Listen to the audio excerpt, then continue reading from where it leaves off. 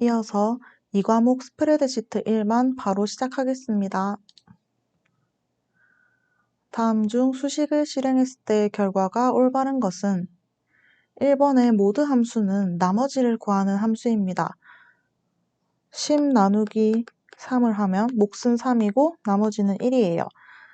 그래서 1번 보기의 정답은 1이 되어야 하는데 4라고 했기 때문에 잘못된 결과입니다.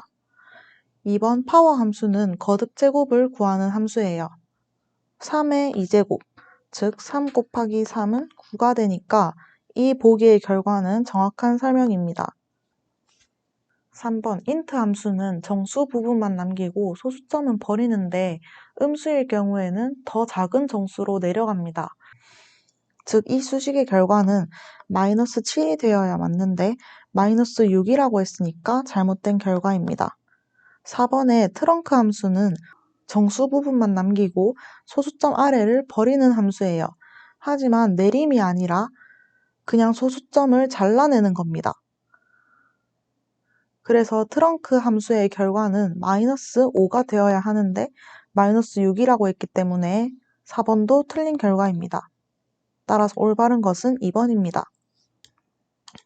22번 다음 중 시나리오 추가 대화 상자에 대한 설명으로 틀린 것은 1번 변경 셀을 미리 선택한 후 시나리오 추가 대화 상자를 열면 셀 주소가 자동으로 입력된다. 맞는 설명이에요. 예를 들어서 L14 셀을 먼저 선택한 후에 이 창을 열면 그 셀 주소가 자동으로 변경 셀에 들어갑니다. 이미지에서도 L14 셀이 자동으로 입력된 것을 볼 수 있어요. 2번 시트 보호가 지정된 경우 시나리오가 표시되지 않도록 하려면 변경 금지를 선택한다. 이건 틀린 설명입니다. 변경 금지는 시나리오 내용을 변경하지 못하게 막는 기능이에요. 시나리오 자체를 보이지 않게 하려면 숨기기를 선택해야 합니다. 이미지 하단에도 변경 금지와 숨기기 두 가지 옵션이 따로 있는 걸 볼 수 있죠. 그래서 이 설명이 틀렸고 정답입니다. 3번 데이터 예측, 가상 분석, 시나리오 관리자 대화 상자에서 추가 단추를 클릭하면 표시되는 대화 상자이다. 정확한 경로입니다. 4번 설명은 시나리오에 대한 추가적인 설명으로 반드시 입력할 필요는 없다. 맞는 설명이에요. 설명은 그냥 참고용으로 쓰는 부분이라서 안 적어도 시나리오를 추가하는 데에는 전혀 문제가 없습니다. 23번 아래 워크시트에서 진료 날짜 필드처럼 표시되도록 하기 위한 사용자 지정 서식으로 올바른 것은 진료 날짜 부분을 보면 이런 식으로 표시되고 있습니다. 날짜 뒤에 요일이 괄호 안에 들어간 형태예요. 이런 형식을 만들려면 엑셀의 사용자 지정 서식을 이용해야 합니다. 1번에 AAAA 이거는 엑셀에서 요일 정보를 불러오는 올바른 코드가 아닙니다. 이거는 엑셀에서 인식을 하지 못해요. 2번에 DDD 이거는 이런 식으로 영문 약식 요일을 나타냅니다. 하지만 문제에서는 요일이 한글로 표시되니까 이건 틀렸어요. 3번에 D가 4개 있는 것은 영문 전체 요일명을 나타냅니다. 그래서 이런 식으로 나오게 되는데 이것도 한글 요일과는 다르기 때문에 틀렸어요. 마지막 4번을 보면 A가 3개로 있어요. 이거는 한글 약식 요일, 월, 화, 수를 나타내는 코드입니다. 그래서 이렇게 설정하면 진료 날짜 필드처럼 표시돼요. 그래서 정답은 4번입니다. 24번 다음 중 한자와 특수문자 입력에 대한 설명으로 틀린 것은 1번 한자로 변환할 한글을 입력한 후 샵을 누른다. 맞는 설명입니다. 예를 들어서 학교라고 쓴 다음에 샵을 누르면 그 한글에 해당하는 한자 목록이 뜨고 선택할 수 있어요. 2번 두 글자 이상의 단어를 한자로 변환할 때는 단어를 입력하고 커서를 단어 앞이나 뒤에 놓은 다음 샵을 누른다. 이것도 맞는 설명입니다. 예를 들어서 정보통신이라는 단어를 입력하고 커서를 앞이나 뒤에 놓고 샵을 누르면 그 단어 전체를 한자로 바꿀 수 있어요. 3번 한글 입력 상태에서 한글 모음을 입력하고 한자를 누른다. 이런 한글 모음만 쓰고 한자 키를 눌러봤자 한자 변환이 되지 않습니다. 자음과 모음을 결합해서 완성된 글자여야 한자로 바꿀 수 있어요. 그래서 이 설명은 틀렸고 정답입니다.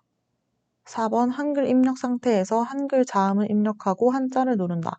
이건 맞는 설명이에요. 기역, 디귿, 비읍 이런 자음 글자를 입력한 후에 한자 키를 누르면 특수문자나 기호 입력창이 뜹니다. 25번 다음 중 입력한 수식에서 발생한 오류 메시지와 그 발생 원인으로 틀린 것은 1번 레프 오류 숫자 인수가 필요한 함수에 다른 인수를 지정했을 때 이건 틀린 설명이에요. 레프는 영어로 레퍼런스의 줄임말인데 이 오류는 수식에서 참조하고 있는 셀이 사라졌을 때 발생해요. 예를 들어서 어떤 수식에서 A1 더하기 B1을 썼는데 B1셀을 삭제하거나 잘못된 위치에 참조하면 레프 오류가 발생합니다. 숫자 인수가 잘못되었을 때 나오는 오류는 아닙니다. 그래서 이 보기는 오류 메시지와 원인이 맞지 않기 때문에 정답이에요. 2번 div0 오류 특정 값을 0 또는 빈 셀로 나누었을 때 맞는 설명입니다. 이건 숫자를 0으로 나누려고 할 때 생기는 오류예요. 3번 name 오류 함수 이름을 잘못 입력하거나 인식할 수 없는 텍스트를 수식에 사용했을 때 이것도 맞는 설명입니다. 예를 들어서 이런 식으로 some이 아니라 m이 하나 더 붙어서 잘못 썼을 때 또는 따옴표가 빠진 텍스트, 문자를 그냥 문자라고 쓰면 이 오류가 발생합니다. 4번 value 오류, 잘못된 인수나 피연산자를 사용했을 때 이것도 맞아요. 예를 들어서 A1 더하기 사과처럼 숫자에 문자열을 더하려고 하면 생기는 오류예요. 또는 셀 내용이 계산 불가능한 값일 때도 이 오류가 발생합니다. 26번 다음 중 조건부 서식에 대한 설명으로 틀린 것은 조건부 서식은 셀의 값에 따라 자동으로 색을 바꾸거나 아이콘을 표시하는 기능입니다. 1번 조건을 수식으로 입력할 경우 수식 앞에 등호를 반드시 입력해야 한다. 이건 맞는 설명이에요. 조건부 서식을 수식으로 만들 때는 등호를 꼭 붙여야 합니다. 2번 조건부 서식에 의해 서식이 설정된 셀에서 값이 변경되어 조건에 만족하지 않을 경우 적용된 서식은 바로 해제된다. 이것도 맞는 설명입니다. 조건에 맞을 때만 서식이 적용되고 조건에서 벗어나면 서식은 자동으로 사라집니다. 3번 아이콘 집합을 이용하면 조건 없이 셀의 값에 따라 다양한 모양의 아이콘을 표시할 수 있다. 이것도 맞는 설명입니다. 아이콘 집합은 셀의 값 크기에 따라서 자동으로 아이콘이 붙어요. 조건을 따로 입력하지 않아도 값만 있으면 작동합니다. 4번 두 개의 조건을 만족하는 경우 우선순위가 높은 것만 적용된다. 조건부 서식을 여러 개 설정해 두었고 어떤 셀에 그 조건들이 동시에 만족되는 상황이라면 엑셀은 두 조건 모두에 지정된 서식을 함께 적용합니다. 단 두 서식이 서로 충돌하는 경우 이때만 우선순위가 높은 규칙의 서식만 적용됩니다. 예를 들어서 4개의 데이터가 있고 조건부 서식이 2개가 설정되어 있어요. 근데 여기서 첫 번째 셀은 2개의 조건부 서식이 충돌하고 있습니다. 그럼 이럴 때 이 첫 번째 충돌하는 셀만 우선순위가 높은 게 적용된다는 의미입니다. 따라서 틀린 설명은 4번이 되겠습니다. 27번 다음 중 매크로 대화 상자에 대한 설명으로 틀린 것은 1번 만들기 단추를 클릭하면 빠른 실행 도구 모음에 매크로 실행 명령을 추가할 수 있다. 만들기 버튼은 VBA 편집기를 열어서 매크로 코드를 직접 작성할 수 있게 해주는 버튼이에요. 빠른 실행 도구 모음에 명령을 추가하는 기능은 이 버튼과는 관계가 없습니다. 그래서 이 보기는 잘못된 설명이고 정답이에요. 2번 한 단계씩 코드 실행 단추를 클릭하면 비주얼 베이직 에디터에서 매크로 실행 과정을 단계별로 확인할 수 있다. 이것은 맞는 설명입니다. 이 기능은 매크로가 어떻게 실행되는지 한 줄씩 보면서 오류 찾기를 할 때 사용해요. 매크로가 잘못 작동할 때 어디서 문제가 생겼는지 확인할 수 있습니다. 3번 옵션 단추를 클릭하면 매크로 바로가기 키를 수정할 수 있다. 이 설명도 맞아요. 옵션 버튼을 누르면 매크로를 실행할 때 사용하는 단축키를 설정하거나 수정할 수 있습니다. 또한 매크로 설명도 입력할 수 있어요. 4번 매크로 이름을 선택한 후 실행 단추를 클릭하면 매크로가 실행된다. 이것도 맞는 설명입니다. 매크로 대화 상자에서 원하는 매크로 이름을 고르고 실행을 누르면 그 매크로가 실행돼요. 가장 기본적인 매크로 실행 방법입니다. 28번. 다음 중 새 워크시트에 보기의 내용을 그대로 입력하였을 때 입력한 내용이 텍스트로 인식되지 않는 것은 무엇인가? 먼저 1번을 보면 시간 형식이라서 숫자 데이터라고 착각할 수 있는데 이거는 텍스트로 인식됩니다. 2번. 2번이 정답인데 이거는 엑셀이 분수로 인식합니다. 엑셀은 이렇게 입력하면 혼합 분수라고 이해를 해서 0.6이라는 숫자 값으로 변환해요. 즉 엑셀에서는 이걸 텍스트로 보지 않고 실제 숫자로 계산할 수 있는 값으로 인식합니다. 3번. 앞에 작은 따옴표를 붙이면 엑셀은 무조건 텍스트로 간주해요. 숫자처럼 보이지만 계산에 사용할 수 없습니다. 4번. 2월 15일처럼 한글이 섞인 날짜 형식은 엑셀이 날짜 형식으로 자동 인식하지 못하고 그냥 텍스트로 처리하게 됩니다. 그래서 텍스트로 인식되지 않는 것은 2번입니다. 다음과 같이 B2에서 J10 영역에 구구단을 입력하기 위해 B2셀에 입력될 수식으로 적절한 것은?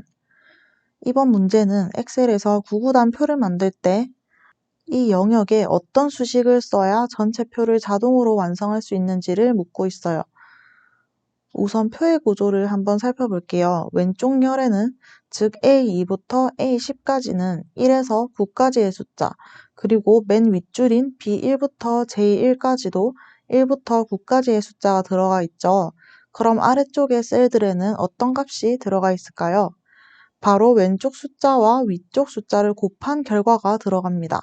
예를 들어서 B2에는 A2 곱하기 B1, 1 곱하기 1, C3에는 2 곱하기 2 이런 식으로 들어가게 됩니다. 그럼 보기들을 하나씩 살펴보면서 어떤 수식이 적절한지 확인해 볼게요. 4번부터 보면 A 열은 고정되어 있고 행은 자유롭게 움직일 수 있습니다. 그리고 B는 열이 자유롭게 움직일 수 있고 행이 1행으로 고정되어 있습니다.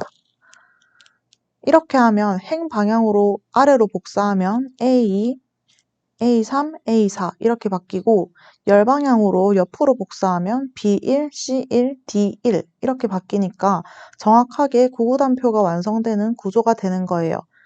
그래서 이 문제의 정답은 4번입니다.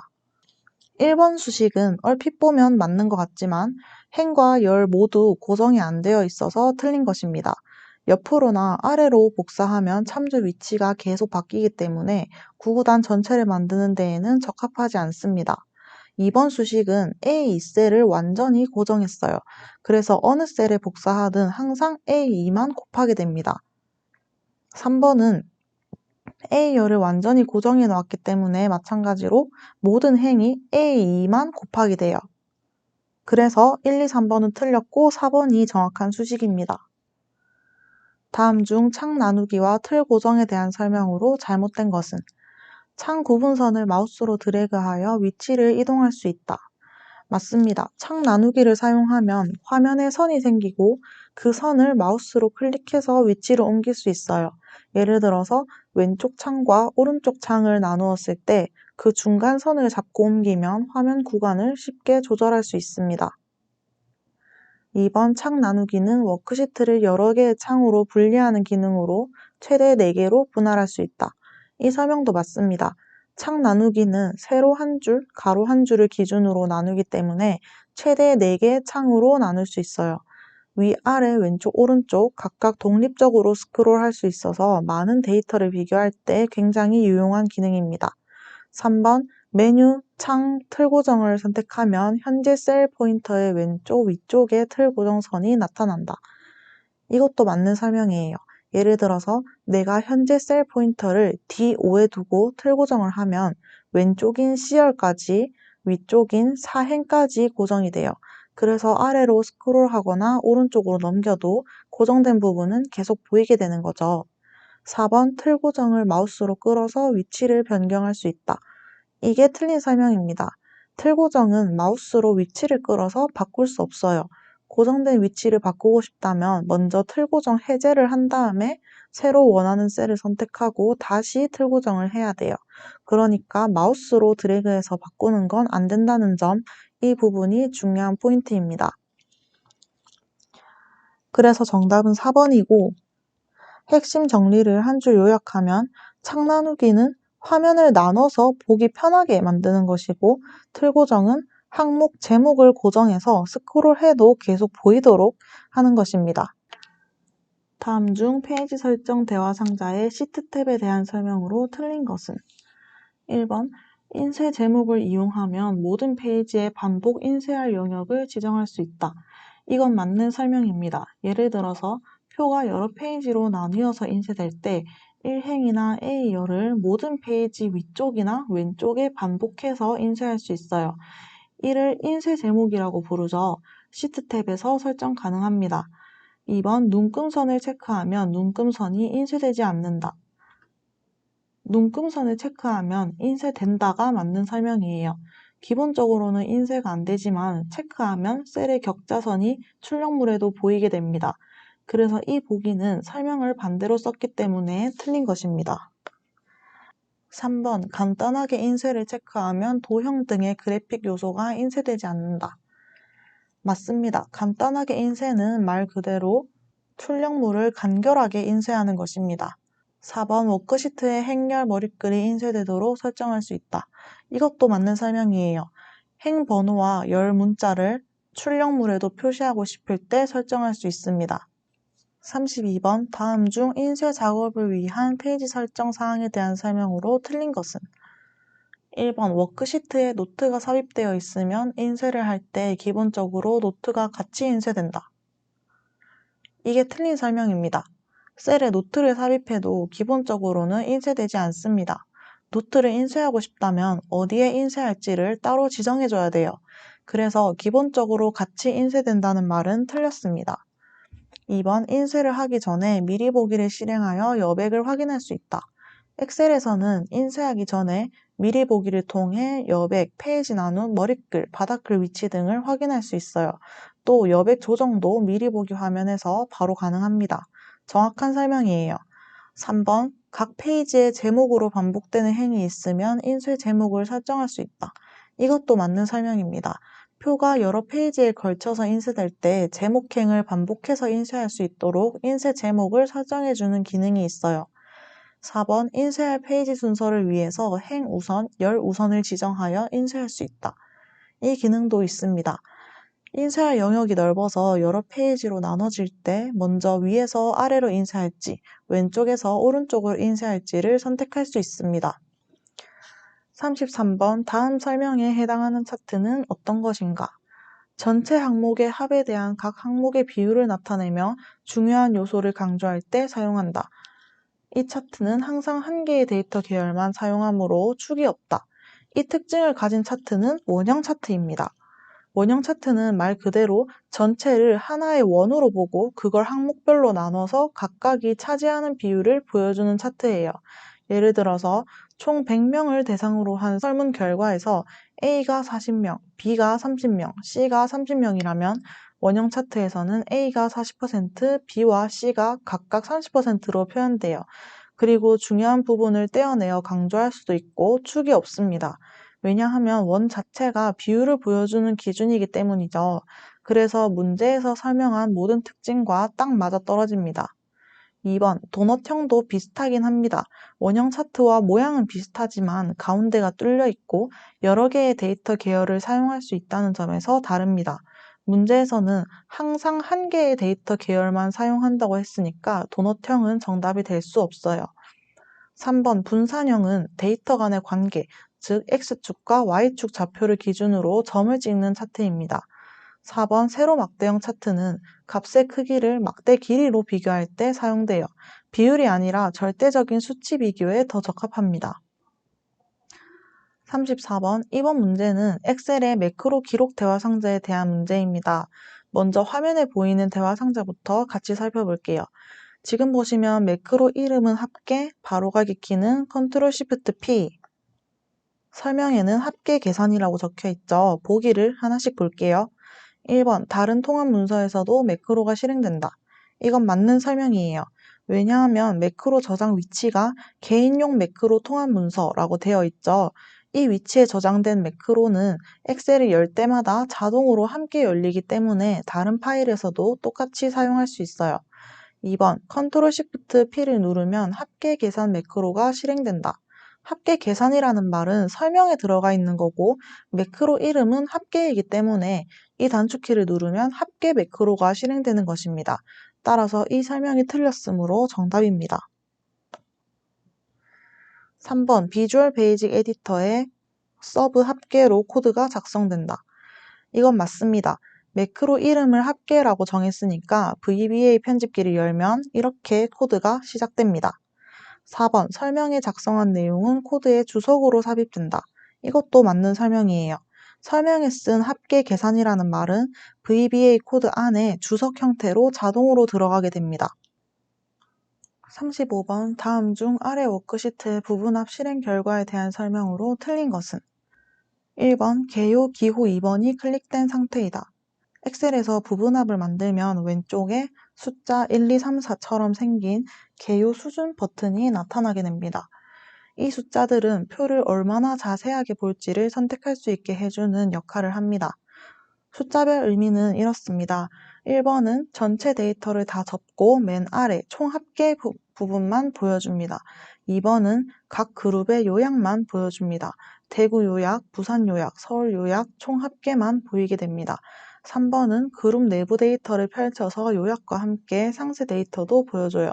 4번은 지금처럼 요약 중에서도 더 세부 항목까지 보이는 상태일 수 있습니다. 이건 사용자가 부분합을 여러 번 적용했을 때 생길 수 있어요. 그럼 지금 이미지를 보면 각 지점별 요약줄과 총 합계만 보이게 한 상태니까 개요 2번이 클릭된 상태라는 설명은 맞습니다. 2번, 합계는 지점별로 판매량의 합계를 계산하였다. 화면을 보면 대구 요약, 부산 요약, 서울 요약 이렇게 지점마다 판매량이 더해져 있죠. 예를 들어서 대구 요약은 300 더하기 400으로 700 이렇게 나왔어요. 그래서 이거는 지점별 판매량 합계가 맞습니다. 3번 정렬 대화 상자에서 첫 번째 기준은 지점, 두 번째 기준은 판매량의 합계로 해서 정렬을 수행하였다.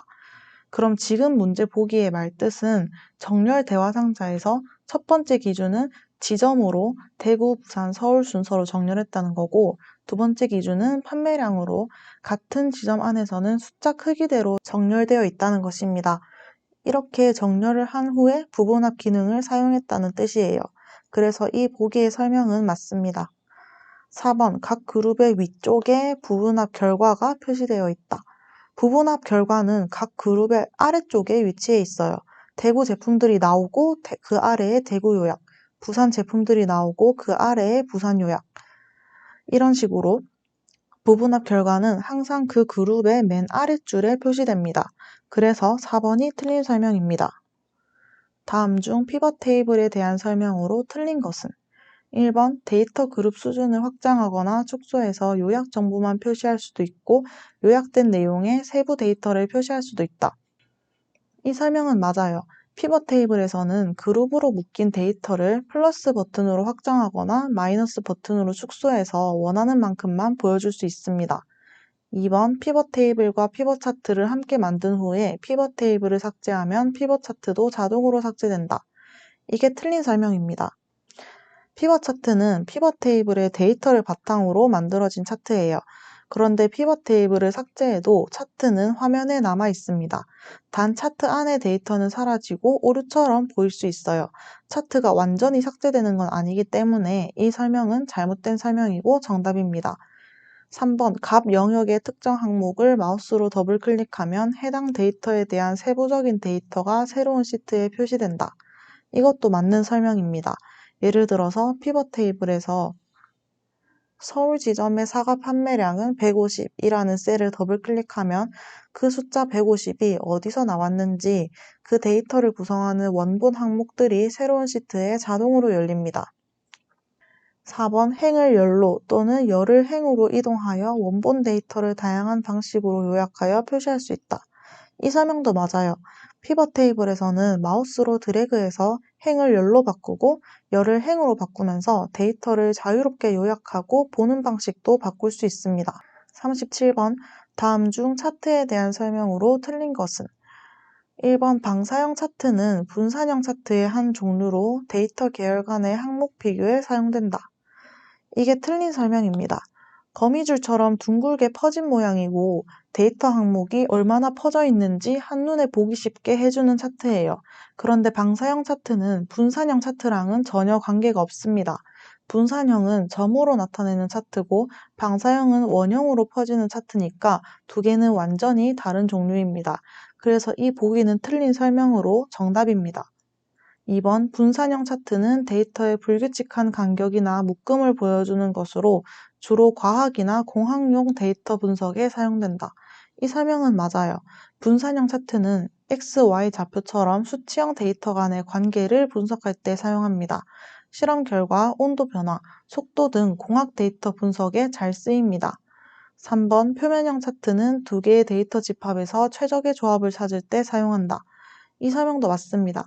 표면형 차트는 마치 지형 지도처럼 값의 높낮이를 색이나 면으로 표현해서 어디가 최고점인지 최적 조합인지 알아보는 데 쓰입니다. 4번 이중축 차트는 특정 데이터 계열의 값이 다른 데이터 계열의 값과 현저하게 차이가 나거나 데이터의 단위가 다른 경우 주로 사용한다. 이 설명도 맞습니다. 예를 들어서 매출액과 판매 수량을 같이 보여줄 때 축을 두 개로 나눠서 그리는 것이 이중축 차트예요. 이렇게 하면 서로 다른 단위를 한 그래프에 잘 표현할 수 있습니다. 38번 아래 워크시트에서의 작업에 대한 설명으로 틀린 것은? 1번을 보면 C2셀에 데이터를 입력하고 Shift 엔터를 누르면 셀 포인터가 C3셀로 이동한다. 이 설명은 틀렸습니다. 엔터만 누르면 아래쪽 셀로 이동하고 Shift 엔터는 반대 방향인 위쪽 셀로 이동합니다.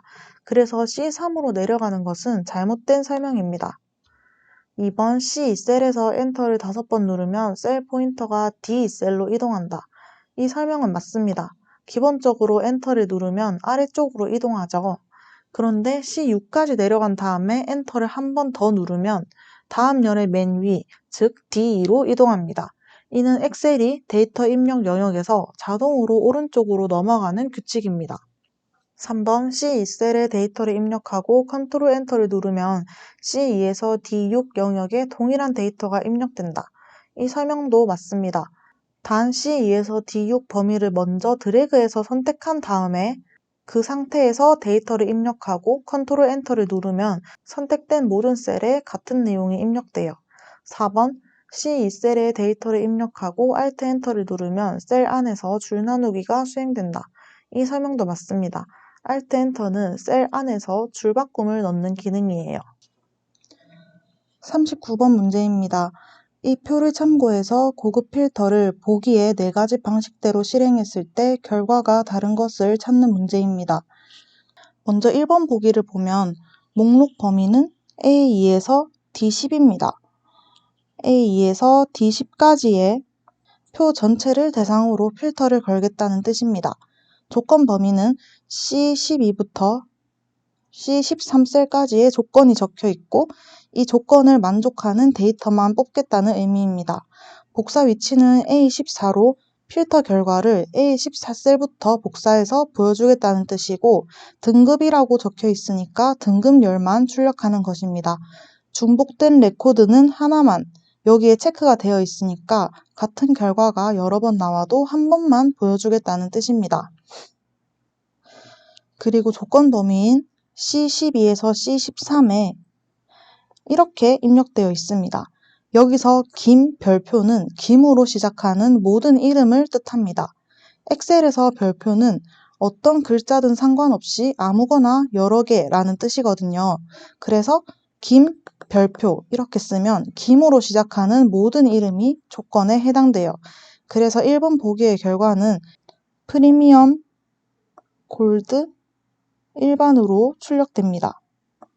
2번 보기를 보면 목록 범위는 1번과 마찬가지로 A2부터 D10까지의 표 전체를 대상으로 되어 있습니다.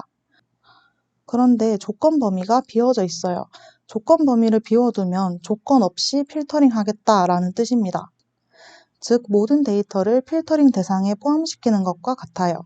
하지만 이번에도 복사 위치에 등급이라는 열 제목이 적혀 있기 때문에 전체 데이터 중에서 등급열만 출력됩니다.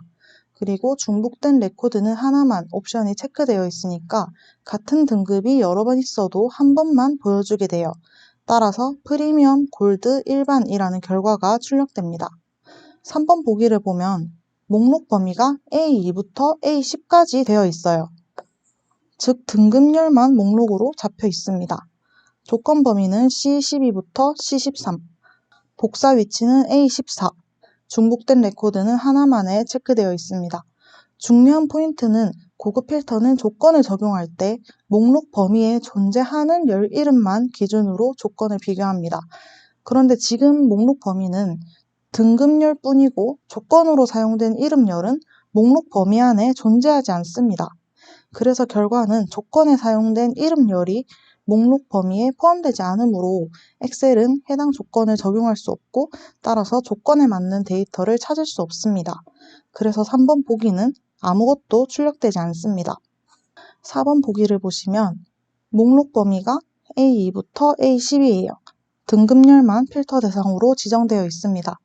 그리고 조건 범위는 빈칸이라서 없는 거고 복사 위치는 A14, 중복된 레코드는 하나만에 체크되어 있습니다.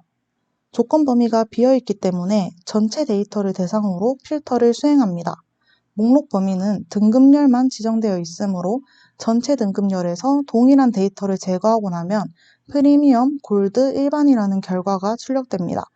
따라서 4가지 보기 중에 결과가 다른 것은 3번입니다. 40번 문제입니다.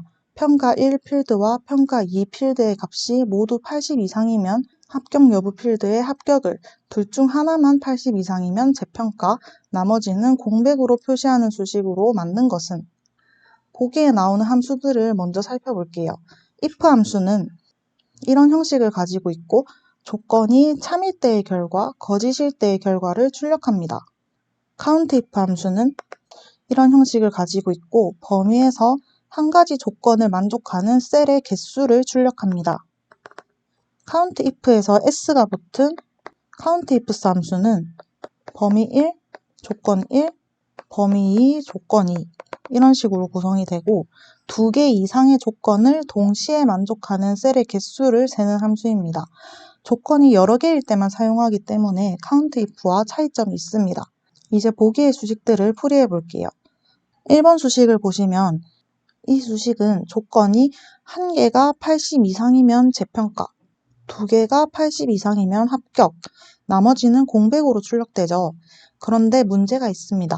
if문의 순서 때문에 둘 다 80 이상이어도 먼저 재평가로 판단될 수 있어요. count ifs가 2일 때도 먼저 는 1을 검사하니까 순서가 바뀌어야 합니다. 그래서 이 수식은 틀렸습니다.